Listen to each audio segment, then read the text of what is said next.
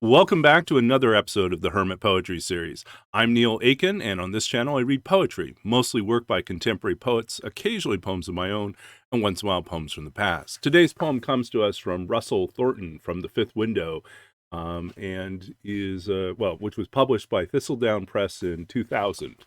The poem I'm going to read is called The Wake, and after I read the poem, I'll tell you a little bit of a story about this particular poem and why I'm reading it today. The Wake, 3 epigraphs. First one from Isaiah 51:9. Art thou not it that hath cut Rahab and wounded the dragon? Job 41:32. He maketh a path to shine after him. And from Patrick Lane, from Stigmata, drifting ships echo in fog the wounds of Leviathan. The Wake. The familiar foreign ships, those spaced along the inlet, sound their foghorns, the repeating low notes drag me asleep. And I swerve off the steep shore and enter the always close waters, where I wake again, outside my room, creeping down a hallway, oozing boiling ointment, closer to the door of the sea dragon's face. I stand gazing at myself, gazing at the fire leaping out of the mouth of the unseen. The voices, the man snarls, the woman shrieks, dancing before an immense, blazing liquid eye, power and strangeness moving through it, and my own glimpsed eye lost. But I am the slayer of the sea dragon, of the water of chaos, and take a carving knife to my arm, and teach the flesh to trust the blade, then run outside, where the still air watches me, and the dark, glistening suburban lawns ridicule me, for although my feet can almost make me fly, it is because I am a ghost, and weightless, because at each shut house gate I feel iron anguish, and at each shut house door I am a known beggar. There is a last door that opens, then such brightness I cannot look up. A man and woman usher me to a bathroom cabinet, to a den, to a plush chair. When I open my eyes again, it is in a head propped between policemen. My father, unaware of us, is stamping circles in his front yard, and I am led away. The morning's eyelid of light will open, the brooding turning mountain, the grave firs with their heavy, slowly gesturing boughs, the traveling drizzle, the twisting fluted creek. It will all be the shining wake of Leviathan, whipping away from the field of vision. I will be the trailing far end of the wake, and yet I will be ahead of it, treading the ground as if riding the wings of the wind. The ships will still be out there, lying at anchor in the inlet, made from the beams of my house laid in the waters, their voices healing my wounds and heralding them human. And that was The Wake by Russell Thornton from The Fifth Window, Thistledown Press, 2000. Now, here's the curious story about the poem, at least why I'm reading it today. Over the weekend, I received 2 separate emails. Completely unrelated individuals contacted me asking if I owned a copy of this book, which they had seen, presumably, at least one of them indicated they'd seen it listed on Library Thing, which years ago was a thing that you would use to kind of like the predecessor to Goodreads. We'd list, what was in your library. And so I was using it to kind of catalog what I had at the time, which is definitely incomplete at this point. But I did note that I owned a copy of this. And someone had tracked that down and reached out to me, and someone else, presumably doing the same thing, found me as well and asked, did I own a copy? And the thing is, Thistledown Press it went through a transition a few years back. It closed and then opened up with new owners, and in the process, some of their back catalog is no longer available. Many of those books are gone. And this is one of them.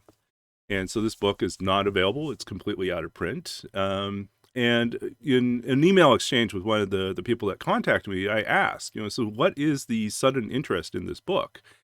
And he said, well, Russell Thornton and this book, and apparently one specific poem in the book, but just the book in general, has been talked about recently in kind of an occult metaphysical circle, and it's become an object of interest, and people are trying to track down because of this notable person who I don't know anything about, had evidently referenced Russell Thornton, referenced this particular poem. I believe it's this particular poem based on the description it was given to me, and had suggested that there were metaphysical readings to it, that there were some deeper occult meanings to the poem. I think Russell Thornton would find that humorous. I haven't reached out to him personally. I do know him. I met him years ago when I was in Vancouver, BC, and that's where I purchased my book, was directly from him. Um, so I think he might be amused by sort of this strange turn that's taken. The book has suddenly become an object of interest, and the poem has become a focus. So who knows? I figured I'd read it as a way for offering to the world sort of some access to that particular poem, which hopefully is useful. Um, but also because I find that Russell Thornton is a wonderful poet with a very lively imagination and a gift for language and description. And his images, the way that he pieces things together, are really quite elegant. And so, yeah, so I really thought it might be fun to share that and to be returned to a book that I hadn't looked at for some time.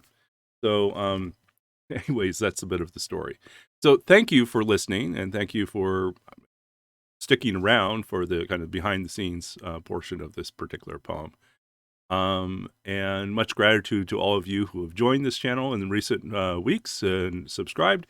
And for those of you who have been around from the beginning, I'm very grateful. I wish you all the very best at the start of this brand new year, and hope you find joy and happiness in your creative pursuits and whatever else you're working on.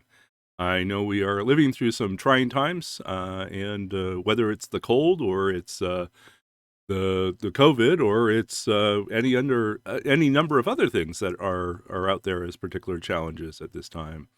I'm grateful that technology connects us, and I'm grateful for this series, which allows me to celebrate the poems and the poets who mean a great deal to me, who have impacted me over the years, and some who I am just discovering now, and others who I've known and cherished for many, many years. So until next time, I'm wishing you all the best. I'm Neil Aitken. This is the Hermit Poetry Series. If you want to support us, just hit a like button with the thumbs up, or subscribe to the channel, or comment below, or share these videos on social media. Any of these things help. Mainly, they help promote the poems and the poets and enable them to get a wider audience and hopefully connect more people to the power of literature and the imagination that exists within poetry. And I hope that imagination is fuel for you in your own creative process, that you find yourself inspired to write, inspired to create, inspired to communicate with others, to imagine larger worlds, bigger worlds, the ones that we might feel we're in, especially if we're tucked away in a basement or in a room somewhere, trying to take shelter from whatever is out there, that we are also able to connect to a wider space. And I appreciate all of you and wish you all the very best as we go forward. 2022, here we go. Until then, take care, stay safe and well, keep reading, keep writing, keep being a part of this large creative conversation, and we'll be back again soon with more poetry. Stay safe and well.